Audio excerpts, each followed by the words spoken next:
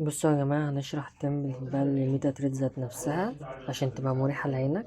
بص، راحة كده، كل حاجة زي الفل. مم، كل حاجة مريحة، مش عينك مش موجوعة. المهم هتدوس ضغطة واحدة، بعدين هتدوس على الأيقونة اللي عليها كده شكل أكنك بتعلي الصوت وبتوطي الصوت، عاملك عليها بإيدي يعني. هتدوس عليها، دوست عليها تنزل تحت خالص. بعدين هندوس على الألوان، ده الأساس. الخلفية هتخليها كده بالكود ده.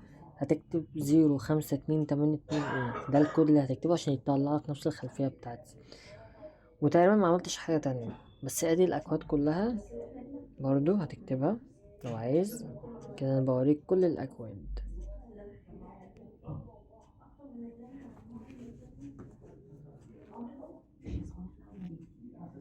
مم، ثانية احتياطا عشان متلخبطش.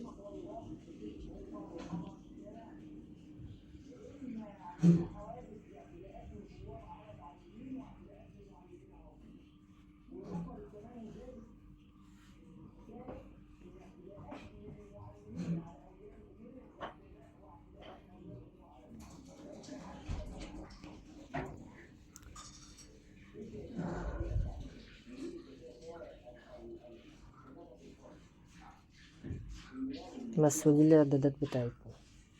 لقيت الميتا تريد بتاعتك مريحة بالمنظر ده.